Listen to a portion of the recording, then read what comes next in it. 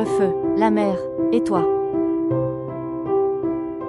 Elle s'appelle Jade, 35 ans, blonde aux cheveux longs qu'elle laisse souvent retomber sur ses épaules, comme une armure douce et silencieuse. Son corps est mince, dessiné sans excès, mais avec ses courbes pleines qui rappellent qu'elle a été aimée, qu'elle a donné la vie, ou qu'elle aurait pu. Elle porte toujours des vêtements impeccables, même seule, même loin du monde.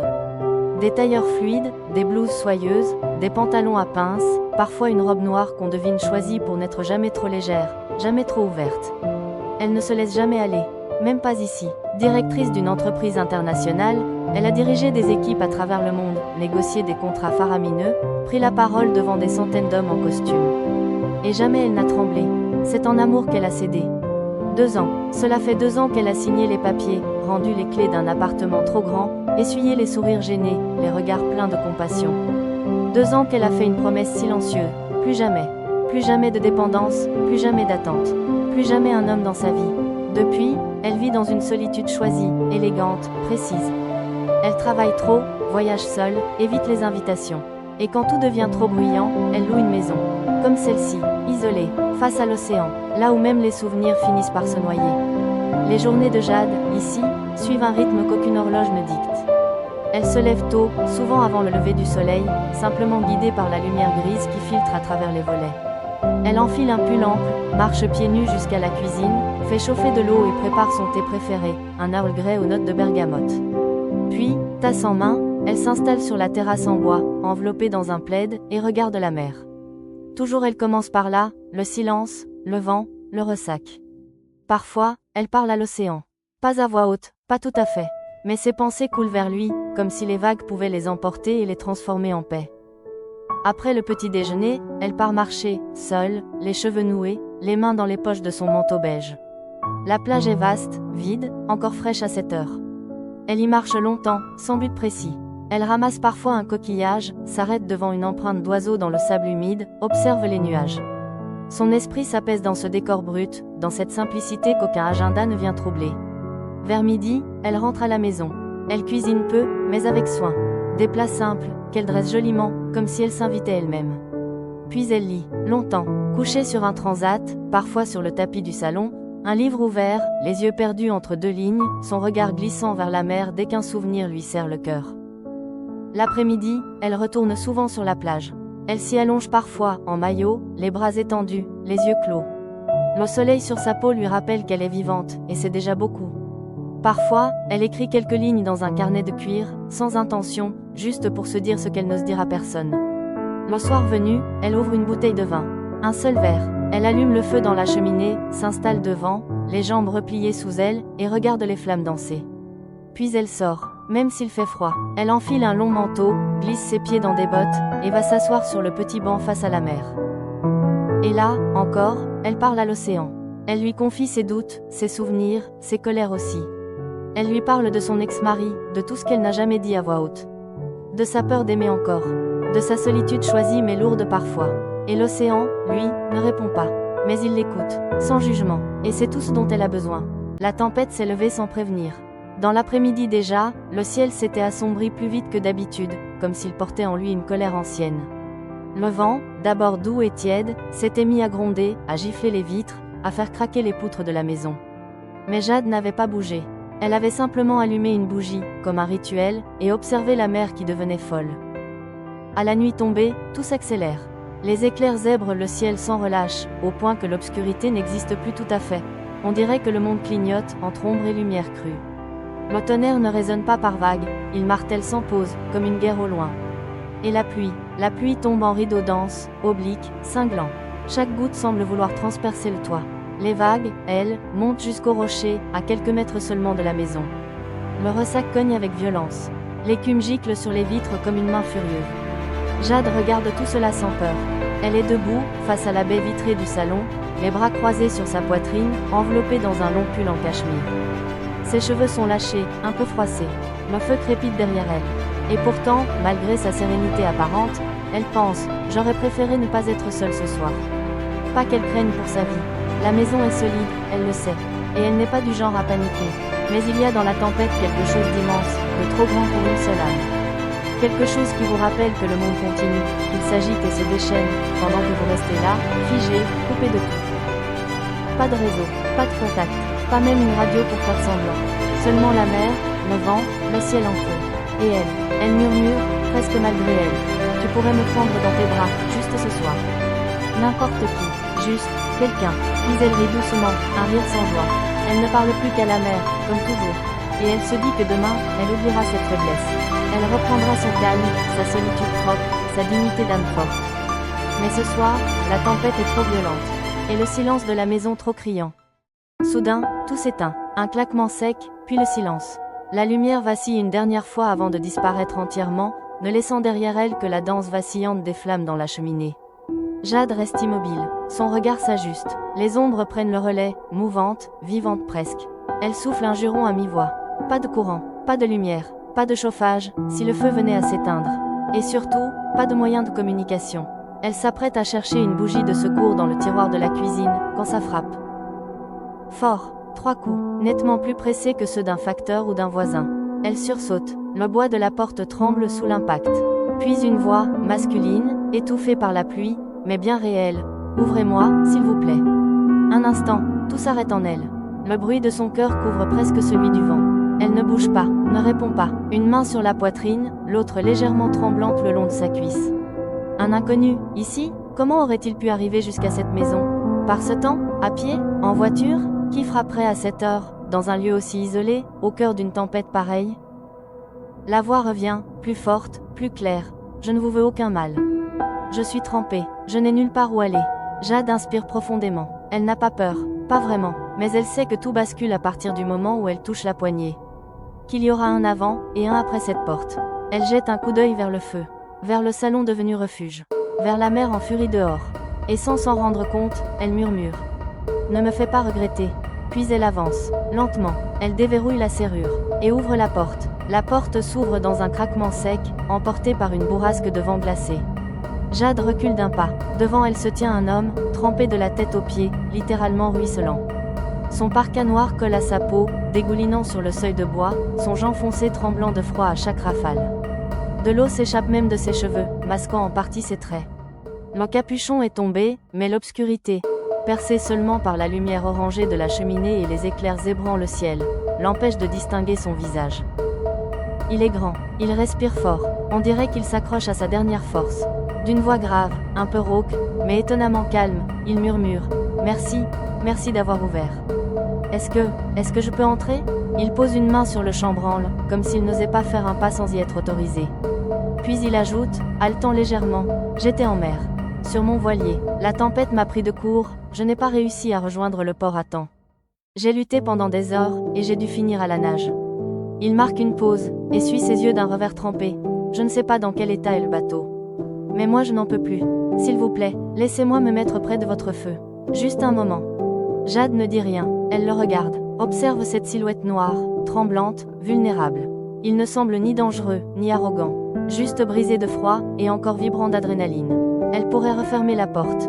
Elle y pense, mais une voix en elle, pas la logique, pas le principe, une voix plus sourde, plus enfouie, celle qui connaît la solitude et la mer. Cette voix lui souffle, laisse-le entrer. Alors, sans un mot, elle s'écarte doucement. Elle ouvre la porte en grand. Et l'homme entre. Jade se sent étrangement tendue. Il est là, immobile, ruisselant, debout près de la cheminée, le corps toujours emmitouflé dans son parka trempé, les vêtements lourds d'eau, les chaussures qui laissent des traces sur le parquet. L'odeur du sel, du bois mouillé et du froid remplit la pièce. Il ne bouge pas, il attend. Elle, droite comme une flèche, garde une distance prudente. Les bras croisés, elle ne sait que faire de ce moment. Il n'est pas menaçant, pas vraiment, mais sa présence perturbe l'équilibre fragile de cette maison refuge.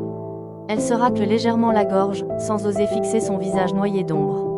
Je vais vous faire un thé bien chaud. Vous devez en avoir besoin. L'homme hoche la tête, avec une gratitude sincère dans la voix, avec plaisir.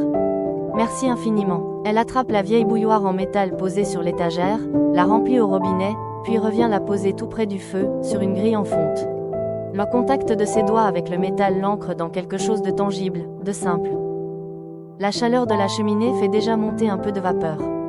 Elle retourne brièvement en cuisine chercher 2 tasses, du thé noir parfumé à la vanille, un pot de miel. Ses gestes sont lents, méthodiques. Pas pour gagner du temps, mais pour se calmer. Quand elle revient, elle reste debout, à 1 mètre de lui. Le feu crépite, et les éclairs zèbrent encore le ciel à intervalles réguliers.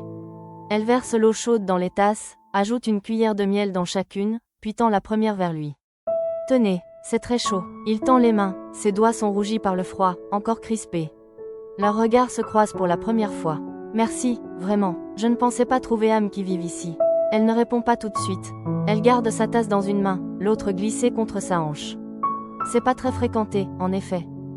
Elle le regarde enfin, ou plutôt, elle essaie. Son visage reste difficile à distinguer, mi-plongé dans l'ombre, mi-déchiré par la lumière des flammes et les reflets de l'orage.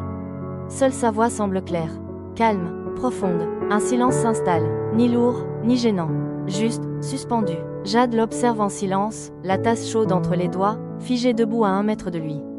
L'homme garde les yeux baissés sur son thé, mais quelque chose dans son attitude la trouble. Pas un danger, pas une peur, autre chose, une impression étrange, presque familière. Il ne l'a pas encore regardée pleinement, pas dans les yeux. Et elle, malgré tous ses efforts, n'arrive pas à distinguer son visage. L'ombre, la pluie, les mèches de cheveux collées sur son front. Tout le dissimule encore. Et puis soudain, il lui parle. Une phrase simple, quelques mots. Et là, dans le creux de sa voix, dans le grain de ses intonations, quelque chose accroche. Une sensation confuse, comme un souvenir mal rangé. Elle ne saurait dire s'il s'agit d'un rêve, d'une rencontre brève, d'un visage croisé autrefois dans une autre vie. Mais il y a quelque chose. Elle serre les dents, chasse cette pensée. Pas maintenant, pas ici. Elle le regarde à nouveau. Et elle le voit trembler. Malgré la cheminée, malgré la tasse brûlante entre ses mains, il grelotte comme s'il était encore en mer. Ses épaules tressaillent, ses genoux semblent fléchir, et ses lèvres deviennent légèrement violacées. Vous avez encore froid ? Demande-t-elle, presque brusquement. Il lève les yeux, timidement. Hoche la tête sans oser répondre. Jade n'hésite plus une seconde. Elle repose sa tasse sur la table basse et quitte la pièce à grands pas. Dans la salle de bain, elle attrape 2 grandes serviettes épaisses, qu'elle frotte énergiquement contre elle pour les réchauffer un peu. Elle revient dans le salon, les pose sans un mot sur le dossier du canapé, puis file dans sa chambre. Elle en ressort avec 2 couvertures épaisses en laine, soigneusement pliées contre elle. L'homme est resté debout, n'ayant pas bougé d'1 centimètre. Tenez, dit-elle en déposant les serviettes à sa portée. Séchez-vous au plus vite. Elle déplie une couverture, la secoue, puis la pose sur l'accoudoir du fauteuil. Son ton est direct, sans agressivité, mais ferme. Protecteur. Vous ne pouvez pas rester habillé comme ça. Même avec le feu, vous ne vous réchaufferez jamais dans des vêtements trempés. Séchez-vous et couvrez-vous. Je ne vous demande pas, je vous le dis. L'homme lève les yeux vers elle. Un éclair illumine brièvement la pièce. Toujours ce visage difficile à lire. Mais dans son regard, une chose est claire, il est touché par sa sollicitude. Il ouvre doucement la bouche pour répondre, mais se contente finalement d'un souffle, d'accord. L'homme hoche la tête et pose lentement sa tasse sur la table basse. Sans un mot, il défait les attaches de son parka, dont l'eau ruisselle encore en filet le long des manches. Le tissu tombe lourdement au sol, dans un bruit mouillé. Il le ramasse et le dépose soigneusement près du feu, sur le rebord en pierre, à bonne distance des flammes. Puis il commence à retirer son pull, trempé, collé à sa peau. Jade détourne d'abord le regard. Par réflexe, par politesse, par peur de ce que cela pourrait réveiller en elle. Mais elle n'y parvient pas vraiment. Son regard revient, glisse malgré elle sur lui, attiré par ce corps qui se dévoile peu à peu dans l'ombre dorée du feu. L'homme est secoué par quelques frissons. Mais sous la lumière vacillante, elle découvre des muscles fins, dessinés, un torse ferme, une peau hâlée par le vent et le sel. Son ventre plat se contracte à chaque inspiration. Tout en lui respire l'effort, la mer, le mouvement. Elle sait qu'elle devrait détourner les yeux. Respecter l'instant, lui laisser de l'intimité. Mais l'instant la fige. Quelques secondes seulement. Des secondes pendant lesquelles son esprit dérape, malgré elle. Elle s'imagine s'approcher, passer ses mains sur cette peau chaude, sur ses omoplates encore humides, s'abandonner à un désir qu'elle a nié trop longtemps. Puis elle se reprend. Elle cligne des yeux, inspire doucement, croise les bras. L'homme a déjà enroulé la serviette autour de ses épaules et attrape l'une des couvertures laissées par Jade. Il s'y enveloppe avec soin, laissant ses vêtements sécher près du feu. Lorsqu'il se retourne vers elle, il est à nouveau pudique, couvert, modeste. Mais son regard a changé. Il y a dans ses yeux une douceur nouvelle, comme une reconnaissance sincère. « Merci, pour tout ça, dit-il. Pour l'abri, pour le thé, pour les couvertures. Je ne l'oublierai pas. » Il marque une pause, puis ajoute « Je m'appelle Antoine. » Sa voix est moins tremblante, plus posée, presque intime, maintenant que le danger immédiat est passé. Jade hésite une seconde, puis, d'un ton calme, elle répond « Moi, c'est Jade. » Ils se regardent enfin vraiment. Et dans ce salon à demi éteint, battu par les échos du vent, un premier lien se tisse. Silencieux, chaleureux, et peut-être, un peu plus. Le silence flotte quelques secondes entre eux, bercé par le crépitement régulier du feu et le martèlement lointain de la pluie. Jade sent encore son cœur battre un peu trop vite.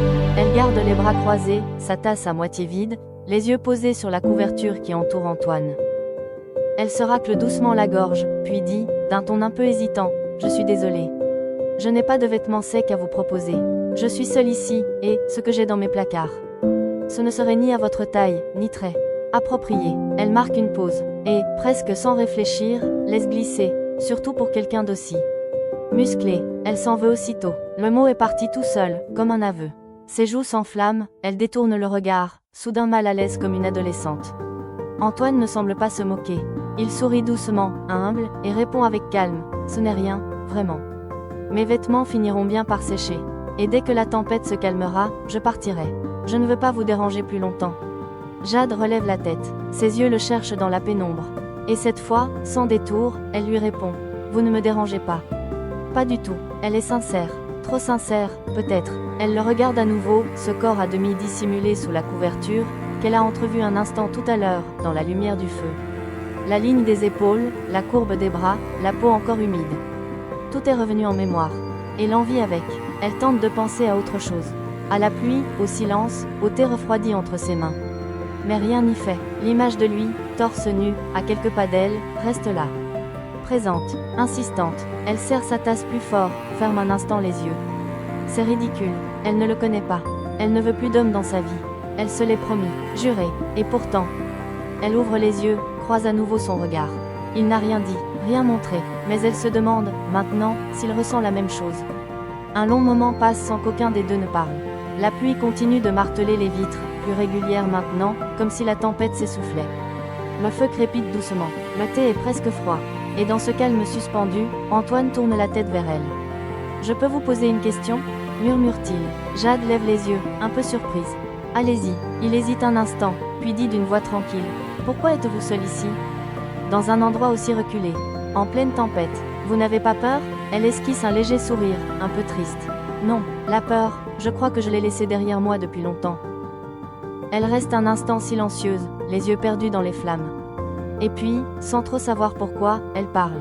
Les mots viennent tout seuls, comme s'il avait attendu ce moment précis, ce feu, cette nuit, cet homme. Je viens ici pour m'éloigner du monde. Du bruit, du travail, des gens. Je dirige une entreprise, et c'est épuisant parfois. Trop d'attentes, trop de pression. Ici, je respire, je me retrouve. Elle marque une pause. Son regard glisse vers la fenêtre, puis revient vers lui. J'ai commencé à venir ici il y a 2 ans.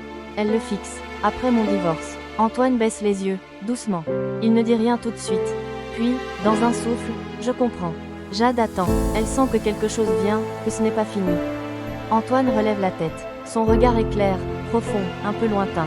Depuis 5 ans, je vis sur mon voilier. Je navigue. Je m'arrête quelques jours parfois, mais je repars toujours. Il se tait une seconde. Puis ajoute, simplement, ma femme est morte il y a 5 ans. Je crois que j'ai fui. La terre ferme. Les souvenirs. Jade sent un frisson lui traverser l'échine. Elle ne sait pas quoi dire. Et en même temps, elle comprend chaque mot. Le besoin de s'éloigner, de se vider, de n'être à personne, de ne plus souffrir. Elle murmure, « Je suis désolée ». Il hoche la tête. Pas pour dire que c'est grave. Juste pour dire que ça compte. Ils se regardent, longuement. Et dans ce regard-là, il n'y a ni pitié, ni peur. Juste un silence partagé entre 2 êtres animés. Jade ne le quitte pas des yeux. Elle s'était sentie sur la défensive au début, bien sûr. Il était trempé, inconnu, imposant. Mais maintenant qu'il parle, qu'il a déposé un bout de son chagrin près du feu comme on dépose une encre, elle le voit autrement. Il y a dans sa voix quelque chose de calme et de vrai. Pas de faux semblants, pas de masque, juste un homme, seul, marqué et étonnamment proche d'elle dans cette douleur. Elle se surprend à le trouver touchant, presque attachant. Un petit sourire lui échappe, timide, sincère. Elle croise les bras, regarde le feu, puis le regarde lui. « Vous savez, dit-elle doucement, j'ai 1 ou 2 bouteilles de vin, quelque part. » Elle marque une légère pause, comme si elle devait s'excuser. Ça ne vaut pas grand-chose, mais ça peut réchauffer un peu. Le corps, et peut-être le cœur aussi. Antoine lève les yeux vers elle. Un éclair traverse le ciel, illuminant un instant la pièce. Et dans cette lumière fugace, elle voit son sourire, léger, sincère. Ce serait avec plaisir. Jade se redresse, presque soulagée de se lever. Elle quitte la pièce sans un mot de plus et file dans la cuisine. Elle ouvre un placard, fouille un instant et ressort une bouteille de vin rouge. Pas un grand cru, mais un vin rond et doux qu'elle aime ouvrir quand le silence devient trop lourd. Elle ouvre la bouteille, verse 2 verres, tend le sien. Leurs doigts se frôlent, à nouveau, et cette fois, elle ne détourne pas les yeux. Ils trinquent sans bruit, le vin glisse dans leur gorge comme un baume tiède. Et le silence qui suit n'est plus pesant. Il est habité, ils boivent lentement, d'abord un verre, puis 2. Le vin n'est pas exceptionnel, mais dans cette maison battue par la tempête, il prend un goût inattendu, celui du réconfort. Celui de l'oubli. Il parle un peu de tout, de rien aussi. Antoine lui raconte un soir où son voilier a croisé un groupe de dauphins au lever du jour. Jade rit à cette image, puis lui avoue qu'elle n'a jamais su faire du vélo sans tomber. Il rit, vraiment, et dans ce rire-là, il n'y a plus la femme blessée ni l'homme brisé. Juste 2 êtres, présents, vivants, légèrement grisés. La première bouteille se vide, puis la deuxième s'ouvre sans même qu'ils s'en rendent compte. Leurs mots deviennent plus légers, les silences, plus longs, les regards, plus chargés. Jade sent quelque chose glisser, non pas brusquement, mais comme une évidence, ils sont bien, là, ensemble, sans passé, sans avenir. Juste ce moment, juste cette nuit, Antoine se redresse un peu, toujours enveloppé dans sa couverture. Il la regarde avec un mélange d'amusement et de douceur. Je dois vous dire, je crois que vous êtes la plus belle chose que j'ai vue depuis des semaines. Jade rit, tente de faire comme si c'était une phrase en l'air.